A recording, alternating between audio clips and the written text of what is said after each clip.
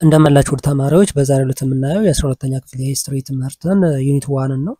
የዩኒት 1 ጥያቄዎችን ያዘጋጀንበት ፓርት 5 ላይ ደርሰናል ማለት ነው። ይሄ ፓርት 5 ከ180 ጥያቄዎች ውስጥ ከ46 ጀምሮ ያሉትን ለዛሬ እናያለን። ይሄ ቶፒክ ዋናው ዓላማ ምንድነው?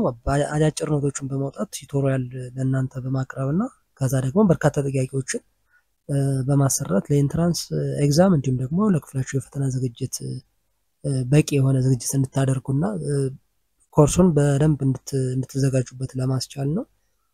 ሂስትሪ ብቻ ሳይሆን ያው ሌሎች የትምህርት አይነቶችንም እንደ ኢኮኖሚክስ እና ጂኦግራፊ ከ9ኛ እስከ 12ኛ ክፍል ጀምሮ ያሉትን እንደዚሁ በርካታ ጥያቄዎችን እየሰራ እንገኛለን። እነዚሁንም እንደዚሁ እዚሁ የዩቲዩብ ቻናል ላይ እንድትከታተሉ እንላለን። ሞዴል ኤግዛሞችንም ያካተትንበት ቶፒክ አለ። ለዚህ ዩቲዩብ ቻናል አዲስ ከሆናችሁና ሰብስክራይብ ካላደረጋችሁ ሰብስክራይብ ያደርጋችሁ ቤተሰቡ ነው። አብረን እንቀጥላለን። አሁን ወደ ቶፒኩ እንለፍ። 46 How did compulsory military service contribute to nationalism? A. It discouraged loyalty to the state. B. It promoted a sense of duty and patriotism. C. It led to widespread dissent among soldiers. D. It increased international cooperation. B. It promoted a sense of duty and patriotism ነው። የኮምፐልሰሪ ሚሊታሪ ሰርቪስ የሚባለው ለናሽናሊዝም የሚያደርገው አስተዋጽኦ ነው ጥያቄው ማለት። ሶ የኮምፐልሰሪ ሚሊታሪ ሰርቪስ instilled loyalty to the state and fostered patriotism among the citizens። ስለዚህ ፓትሪዮቲዝም እንዲስፋፋና ፕሮሞት እንዲሆን ፓትሪዮቲዝም ማለት ምንድነው? አርበኝነት ነው አይደል? አርበኝነት እንትን ያለ ሲሄድ ያደገ ሲሄድ ናሽናሊዝም በዛው ኮንትሪቢዩት ለናሽናሊዝም ኮንትሪቢዩት ያደርጋል ማለት ነው። 47 What role did cheap newspapers play in the rise of nationalism? A. They spread internationalist ideas. B. They focused on local issues. C. They often had chauvinistic tones and fueled nationalist sentiments. D. They advocated for socialism. C. They often had chauvinistic tones and ምንድነው fueled nationalist sentiments። ስለዚህ ይሄ ቺፕ ኒውስ ፔፐር የሚባለው ምንድነው? ናሽናሊዝም እንዲስፋፋ ያው ኒውስ ፔፐር ወይም ፕሪንቲንግ ፕሬስ የራሱን ሮል ተጫውቷል ብለናል አይደል? ባለፈው ባየነው ቱቶሪያል መሰረት። ስለዚህ ይሄ ፕሪንቲንግ ፕሬስ እያደገ ሲሄድ ናሽናሊዝም ምንድነው? ናሽናሊስት ሴንቲመንትን ፊውልድ እያደረገው እያቀጣጠለው እየጨመረው ትምክተኝነትን ወይም ደግሞ እኛ ለምሳሌ ናሽናሊዝም ምንድነው ያልነው? ከሌሎች ሀገሮች በመለየት እና አንድነትን በማጠናከር አንድ ሀገር በራሱ የመኩራት ራሱን ከፍ የማድረግና ራሱን በሚሊተሪ የማጠናከር ሂደት ነው ብለናል። ስለዚህ ይህንን ለማጠናከር ደግሞ ያው የተለያየ ኮሙኒኬሽን እንትኖች መኖር ነበረባቸው። ከዚህ ውስጥ አንዱ ኒውስ ፔፐር ነው ማለት ነው። 48 What was one consequence of wars of unification in Italy and Germany? A. They decreased nationalist sentiments. B. They encouraged fragmentation among nations. C. They led to the dissolution of empires. D. They inspired other national movements. D. They inspired other national movements. So የኢጣሊና የጀርመን ዩኒፊኬሽን ጊዜ ማለት ነው። The successful unification of Italy and Germany served as a model for other internationalist movements in Europe ማለት ነው። ሁለቱ ጀርመን እና ኢጣሊ የየራሳቸውን ዩኒፋይ ሲያደርጉ በተለያዩ በጦርነትም ይሁን በሌላ ኔጎሺዬሽን ዩኒፋይ ሲያደርጉ ለሌሎች ምንድነው ናሽናል ሙቭመንትን ኢንስፓየር አድርጓል፣ አነሳስቷል ማለት ነው። ሌሎች የአውሮፓ ሀገሮችም ለምንኛስ ዩኒፋይ አንሆንምና ናሽናሊዝም እየተስፋፋ ሄድም የሚል ኢንስፓይሬሽን ፈጥሮላቸው ነበር ማለት ነው። 49 What ideology contributed to the aggressive nationalist feeling and justified competition among nations?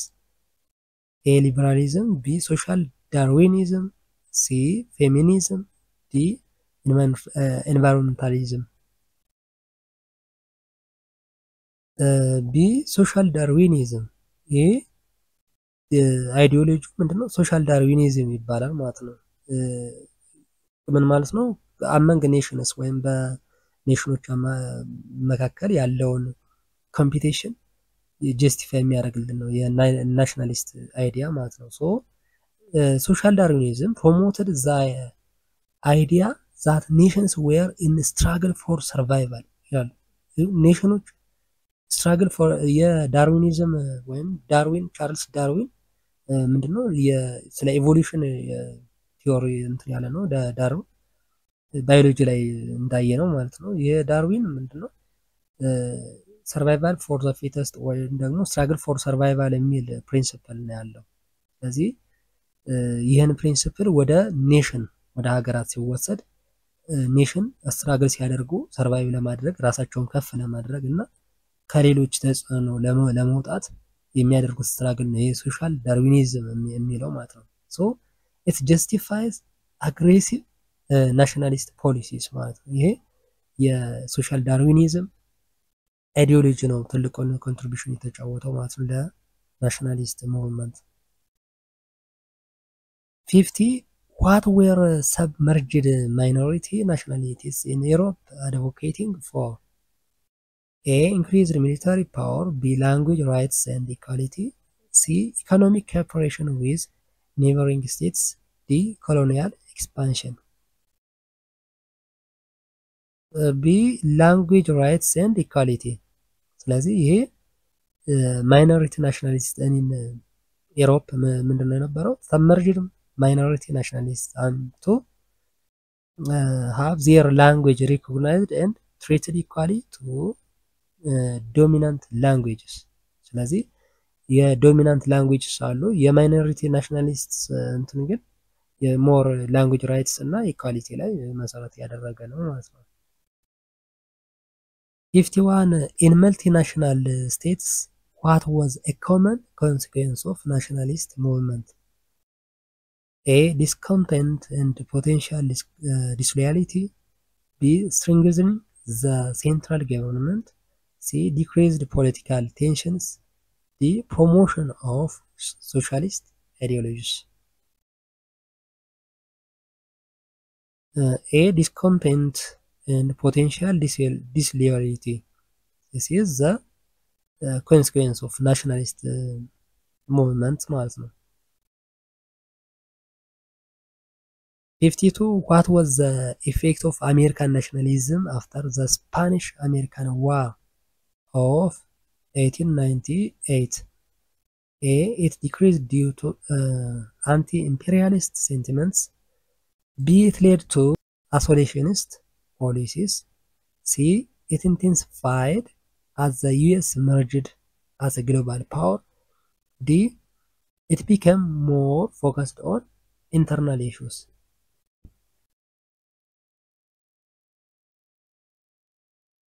C. It intensifies US emerged as a global power. ስለዚህ ግሎባል ፓወር ኢመርጅ እንድታደርግ አድርጓታል ዩኤስ ማለት ነው ከቪክቶሪ በኋላ። ሶ ዘ ቪክቶሪ ኢን ዘ ስፓኒሽ አሜሪካን ዋር boosted national pride and reinforced a sense of American exceptionalism ማለት ነው። አሜሪካን ኤክሴፕሽናሊዝም የሚለውን እንትን ራይዝ አድርጎታል ማለት ነው። ሴንሱ አሜሪካ ፈረስት ወይም ግሎባል ፓወር እንዲኖራት አስችሏል ማለት ነው። ከሁለቱ የጦርነት በኋላ እና ከቪክቶሪ በኋላ ከድሉ በኋላ ማለት ነው። 53 what was a key aspect of nationalism that developed in literature before World War I? A. Emphasizes in the international cooperation. B. Strongly nationalist themes warning against neighboring countries. C. Focus on economic issues. D. Support for socialist movements. B. Strongly nationalist themes warning against neighboring countries. Okay, so literature of the time often reflected nationalist sentiments and concerns about foreign threats. 54. Which of the following best describes the relationship between the nationalism and socialism during the 19th century? A. Nationalism completely overshadowed socialism. B. Nationalism was used to divert attention from socialist movements. C. Nationalism and socialism worked in harmony. D. Socialism had no influence on nationalism. B. Nationalism was used to divert attention from socialism movements ነው። ይሄ governments used nationalism to foster loyalty to the state and distract workers from socialist ideologies. የሶሻሊስት አይዲዮሎጂን ዲስትራክት የሚያደርግ ነበረ ማለት ነው የናሽናሊስት ሙቭመንት። 55 how did nationalism affect domestic policies in countries like Austria-Hungary and Tsarist Russia? A. It eliminated ethnic tensions. B. It simplified political issues. C. It introduced complex national questions into domestic politics. D. It led to the decline of nationalism. C. It introduced complex national questions into domestic politics. 56. Why were petty bourgeois class attracted to new minority nationality movements? A. They wanted to expand imperial territories. B. They sought more job opportunities in public sectors linked to national languages. C. They supported socialist ideologies. D. They were against any form of nationalism. Okay, B. They sought more job opportunities in public sector linked to national language. 57. What were the effects of compulsory education on nationalism? A. It decreased literacy rates. B. It had no impact on national identity. C. It encouraged migration to other countries. D. It promoted state loyalty and assured national identity. D.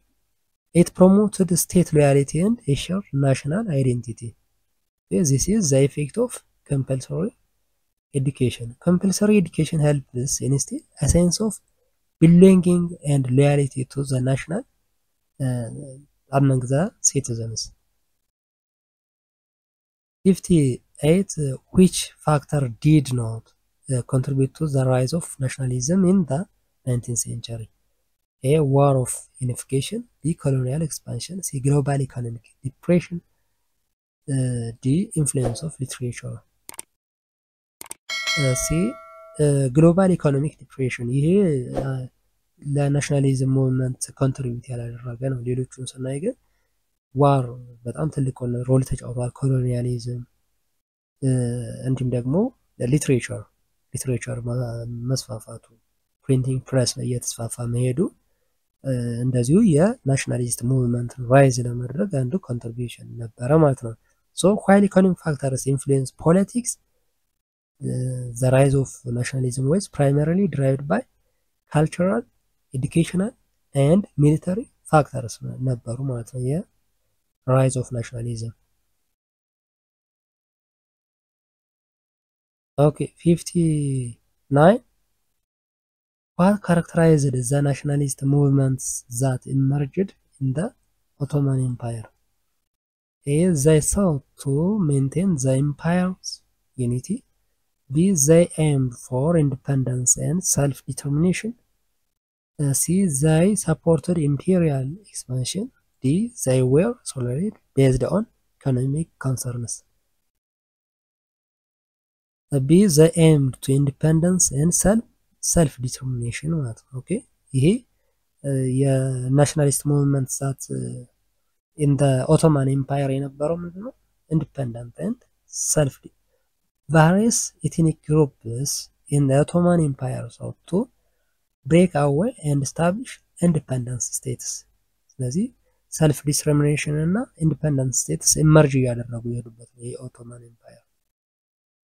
60 which was a significant impact of the rise of nationalism in the World War I. It led to rapid decline in the military preparedness. B. It created an atmosphere that made war more acceptable to the public. C. It unified European nations against external threats. D. It resulted in widespread pacifism. B. It created the atmosphere that made war more acceptable to the public. Okay. Nationalism fostered a sense of pride and justification for military conflicts, contributing to the outbreak of the World War I.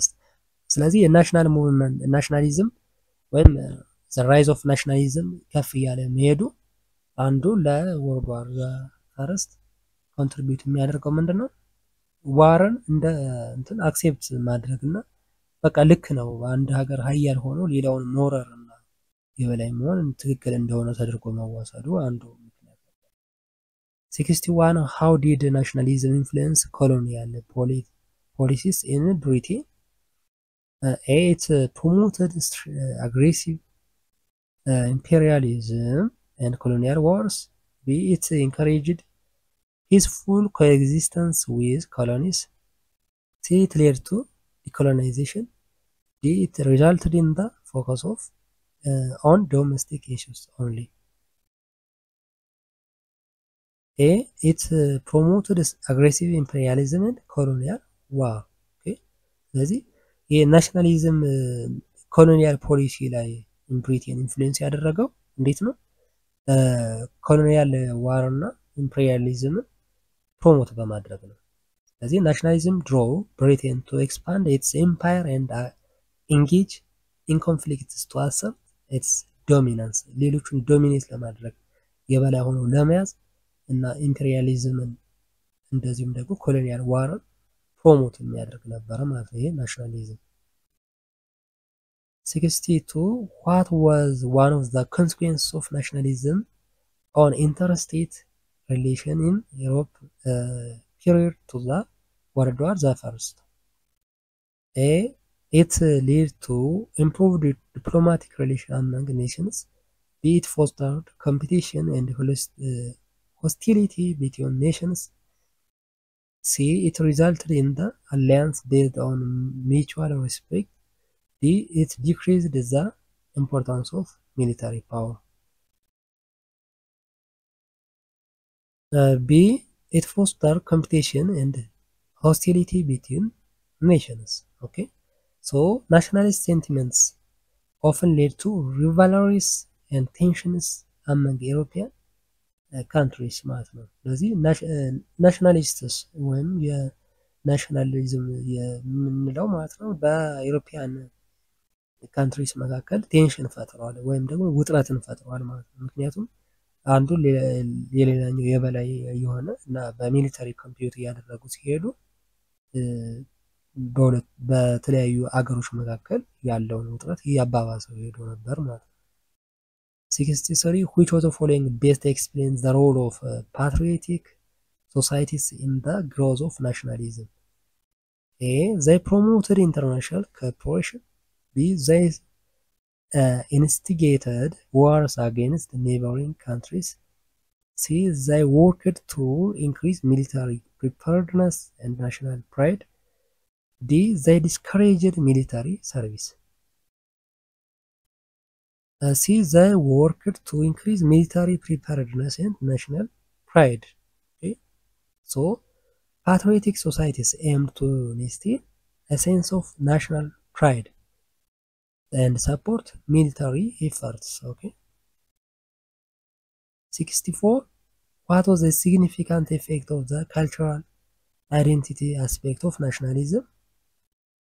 A. It eliminated cultural differences within nations. B. It fostered sense of belonging and unity among people of similar backgrounds. C. It reduced the influence of language and religion. D. It had no impact on society. Okay, B. It fostered a sense of belonging and unity among people of similar backgrounds. ተመሳሳይ የሆነ ባክግራውንድ ያላቸው ናቸው አይደለ? ናሽናሊዝምን እንትን እያሉ ነበር። ሶ ናሽናሊዝም ኦፍን emphasized shared language።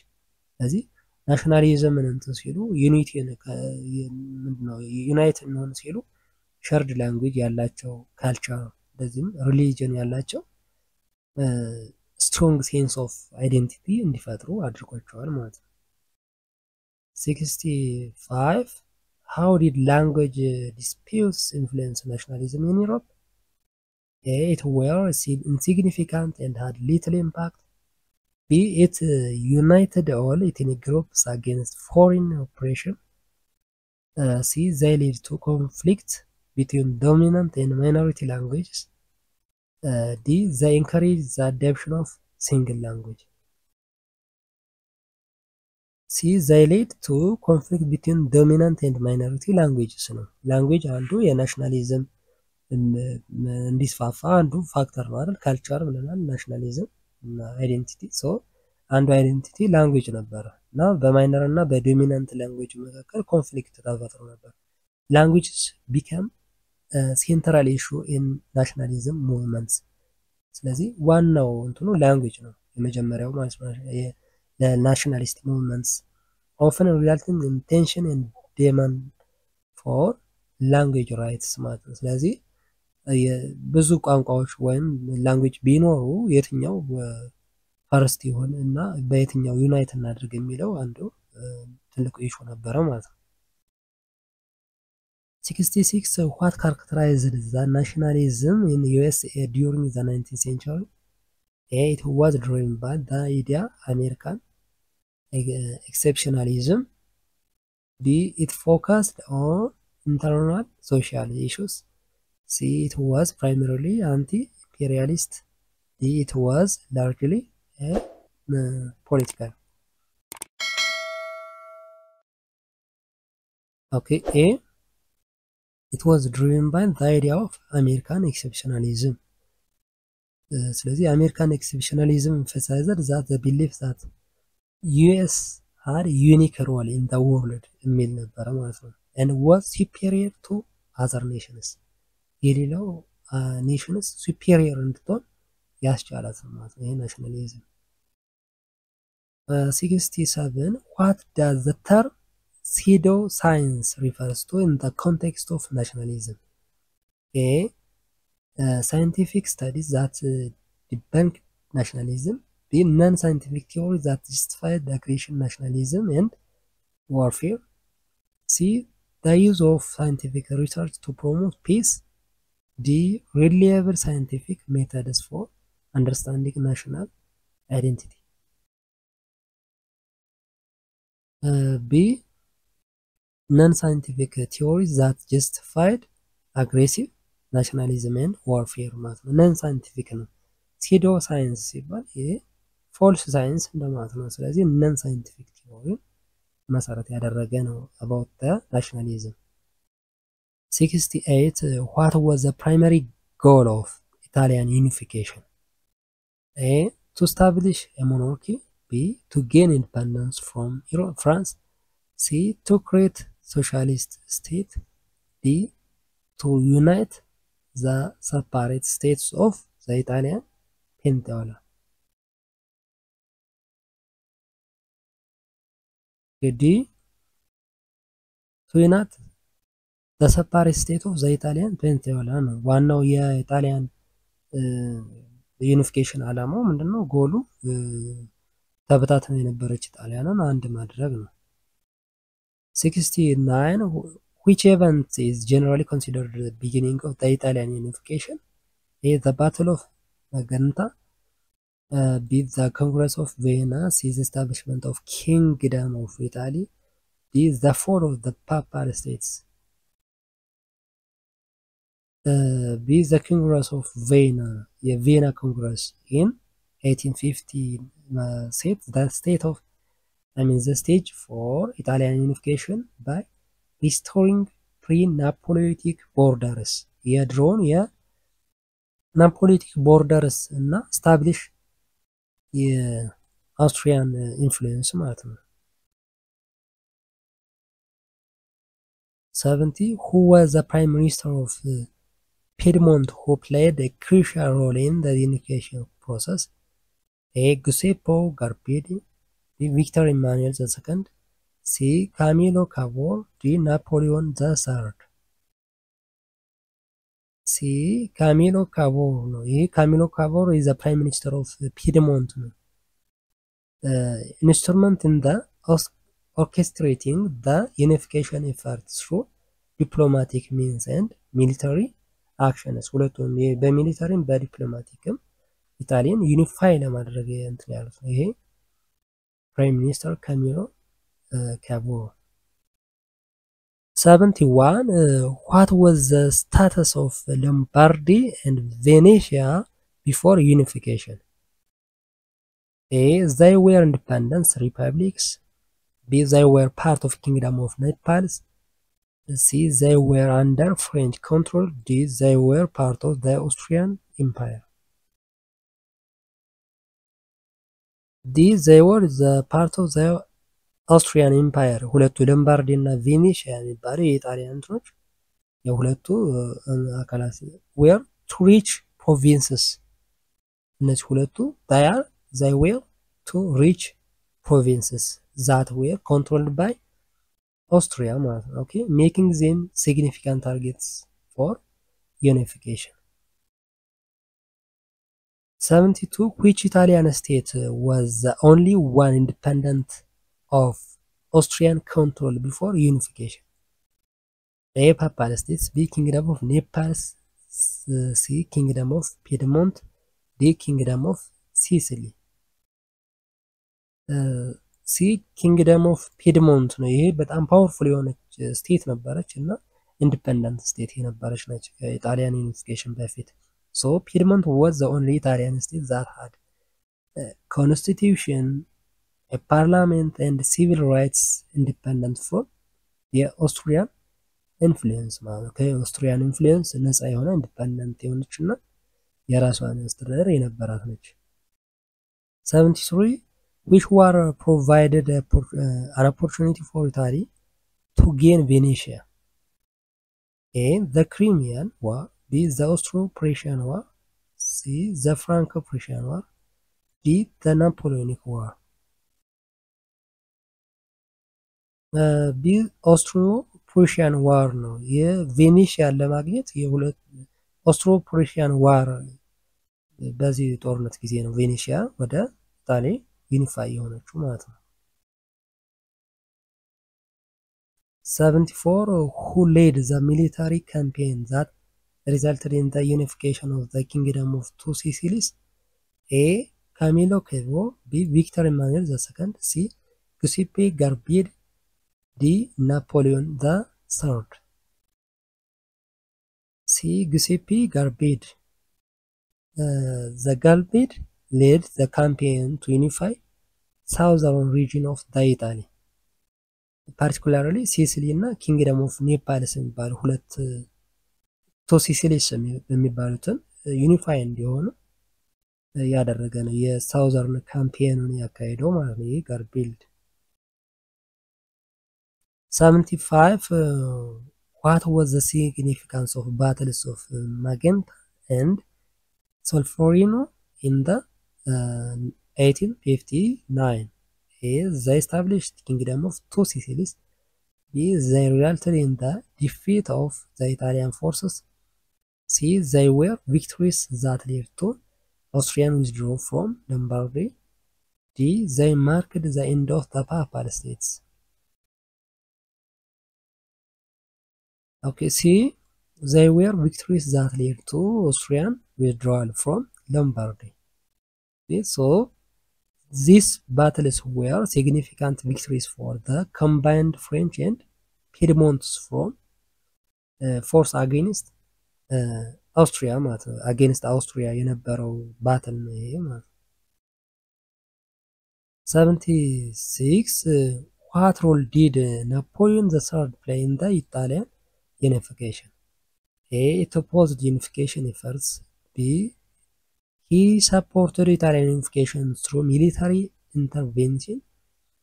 C. He annexed Italian territories. D. He served a mediator between Austria and Italy. B. He supported Italian unification through military intervention ነው። በሚሊተሪ ነው በዋናነት ናፖሊዮን ዘ ሰርድ የሚባለው የሚሊተሪ ኢንተርቬንሽን ላይ ትልቅ ሮል ነበረው። ኢታሊያድ ዊዝ ከማን ጋር ነበረ የፈጠረው ጥምረት የፈጠረው ከፒድሞንት ጋር ማለት ነው። and intervene militarily against Austrian against በማድረግ aiding the unification process ነው። 77 what was the primary obstacle to Italian unification in the early stages? A. Strong national sentiments. B. The unity of the Italian people. C. The Austrian dominance in the region. D. French support for Italian independence. C. The Austrian dominance in the region. ስለዚህ የኦስትሪያ ነበረች በጣም ከባዱን ቻሌንጅ የፈጠረችው ኢጣሊ ዩኒፋይ እንዳትሆን አንድ እንዳትሆን እንዳትተባበር ማለት ነው። ስለዚህ አብዛኛው ጦርነት የተካሄደው ከኦስትሪያ ጋር ነበር። ሶ ኦስትሪያስ ኮንትሮል ኦቨር ቫሪየስ ኢታሊያን ስቴትስ የተለያዩ ኢጣሊያን ስቴቶችን ኦስትሪያ ኮንትሮል አድርጋ ነበር። ሶ ኢት ዋዝ ሲግኒፊካንት ቤሪየር ነበር እንቅፋት ነበር ቱ ዩኒፋይ ዳ ሙቭመንት የዩኒፊኬሽን ሙቭመንትስ ማለት ነው። 78 which region remained outside of Italy until after the Franco-Prussian War? A. Lombardy, B. Venetia, C. Sicily, D. Rome. D. Rome was outside of the Italy until the Franco-Prussian War እስከሚካሄድ ድረስ Rome was out of the Italy.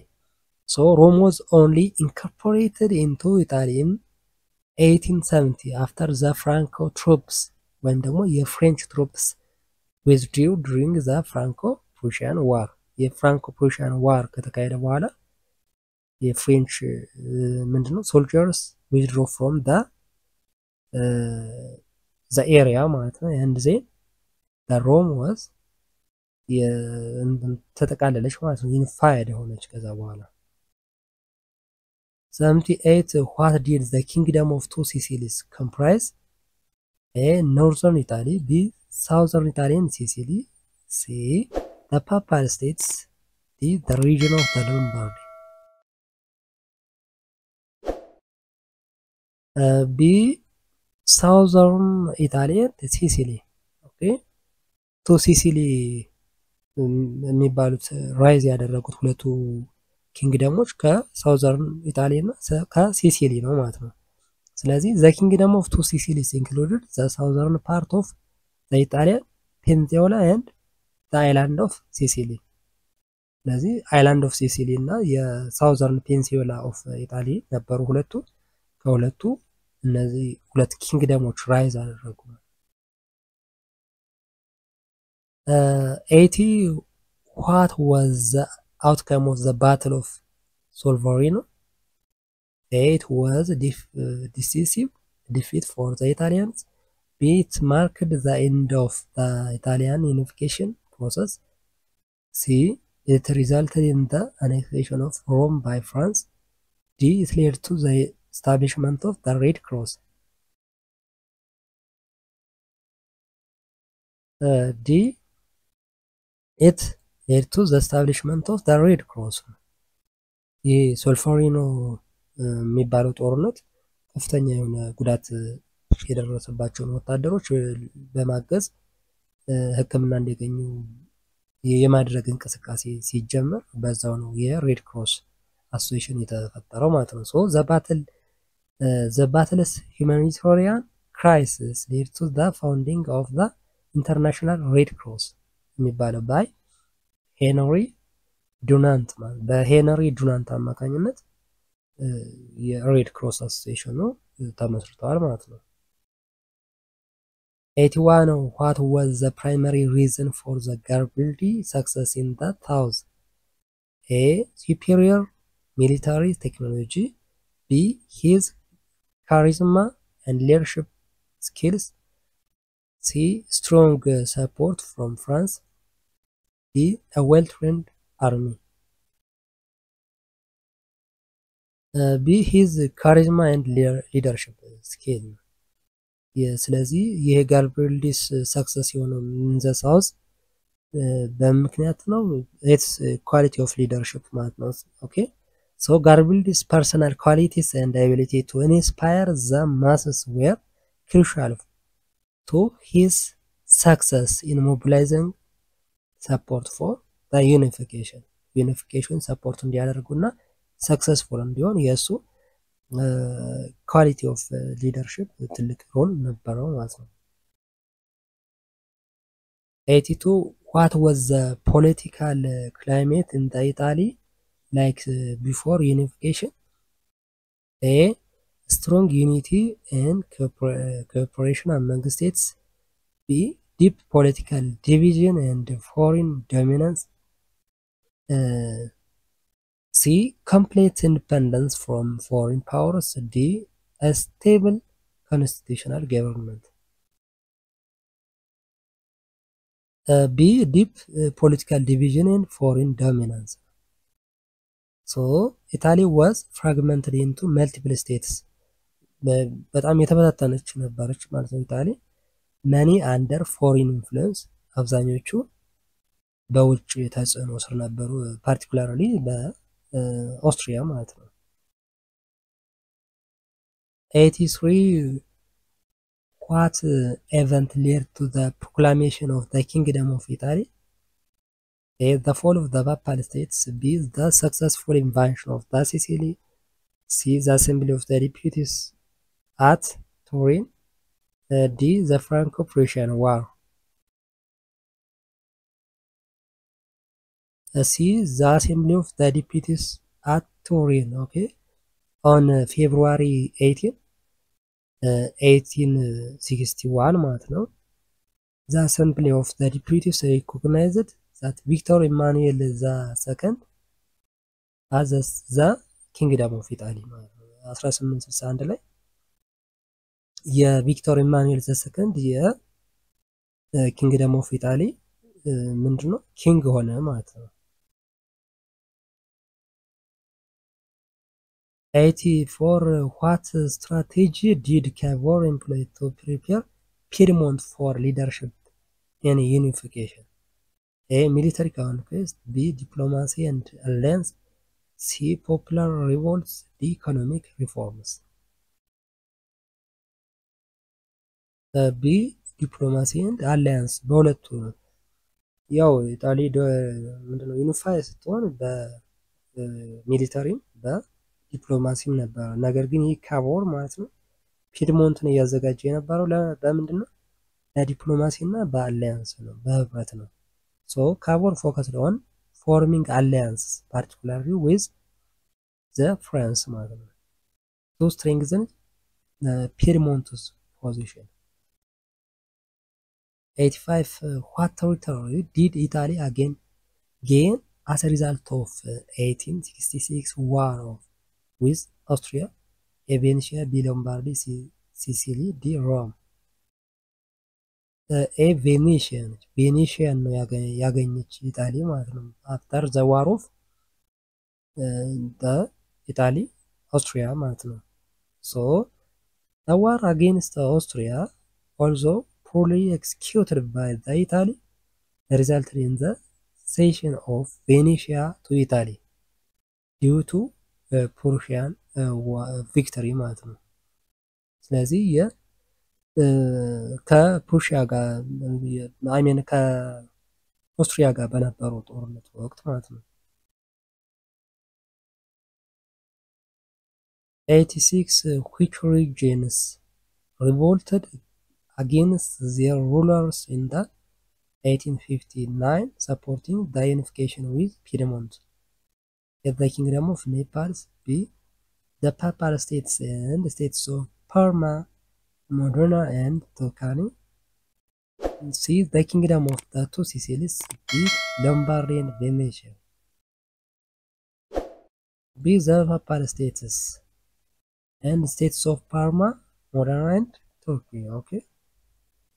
So these regions revolted and established provisional governmental land with the Piedmont one. ከፒድሞንት ጋር land የሆነ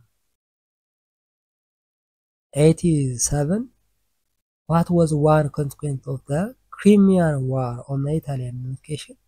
A. Strengthened Austrian power. B. Diminished interest in the Italian affairs. C. Increased French control over Italy. D. Isolation of Austria diplomatically.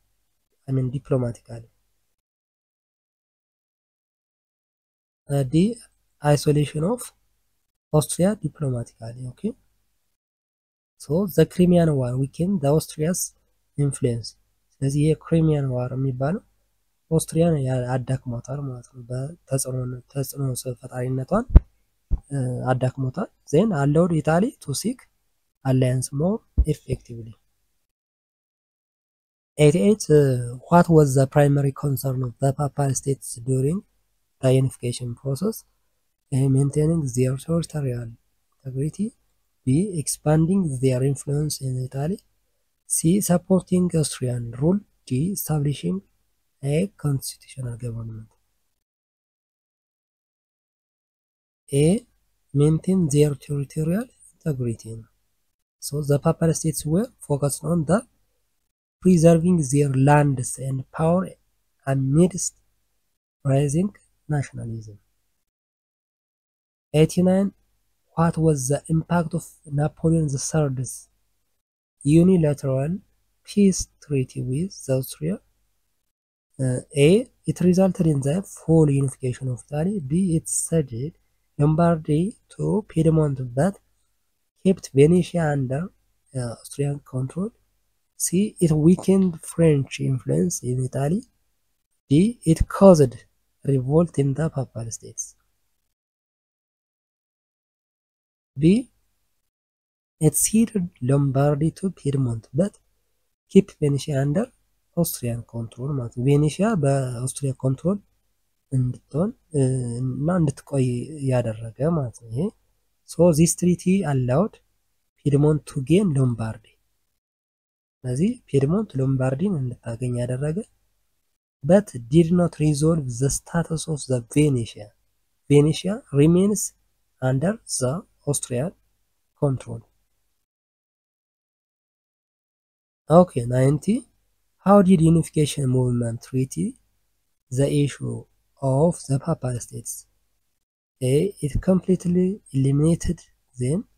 B. It sought to incorporate them into Italy but faced resistance. C. It aligned with the Pope for support. D. It ignored them entirely. B. It sought to incorporate them into Italy but faced resistance. ስለዚህ የፓፓል ስቴትስ during the unification ማለት ነው። The unification movement aimed to integrate the Papal States into Kingdom of Italy. እነዚህ ፓፓል ስቴት የሚባሉትን ወደ ኪንግደም ኦፍ ኢታሊ ዩኒፋይ ማድረግ ነበር ዋና ሙቭመንቱ ማለት ነው። but the Pope and his supporters resisted this ማለት ነው። ፖፑና የሱ ሰፖርተሮች ሬዚስት አድርገዋል ዩኒፋይ አናደርግም ከኪንግደም ኦፍ ኢታሊ ጋር ማለት ነው። ኦኬ ጥያቄዎቹ ለፓርት 5 የተዘጋጁት እነዚህን ይመስላሉ። እስካሁን ባሉት ጥያቄዎች ዙሪያ አስተያየት ካለ ኮሜንት ላይ ጻፉልን። ሌሎች ፓርት 6 እና 7 ይዘን እንቀርባለን በሚቀጥለው። ሂስትሪ ብቻ ሳይሆን ያው ሌሎች የትምህርት አይነቶችንም ለኢንትራንስ ኤግዛም በደንብ እንድትዘጋጁባቸው የሚያስችሉ በአጭር ጊዜ ውስጥ ያው በርካታ ጥያቄዎችን ብትሰሩ ሞር ሰክሰስፉል ትሆናላችሁ በማለት ነው የኛ ዋና አላማችን። ጥያቄዎችን በብዛት ማሰራት እንዲሁም ደግሞ አጫጭር ኖቶችን በማዘጋጀት ቱቶሪያሎችን መስጠት እና እናንተን ለተሻለ ውጤት ማብቃት ነው። ለዚህ ዩቲዩብ ቻናል አዲስ ከሆናችሁና ሰብስክራይብ ካላረጋችሁ ሰብስክራይብ ያደረጋችሁ ቤተሰብ ሆኖ አብረን እንቀጥላለን። በሚቀጥለው በሌላ ቶፒክ እስከምንገናኝ ሰላም ሆኑ።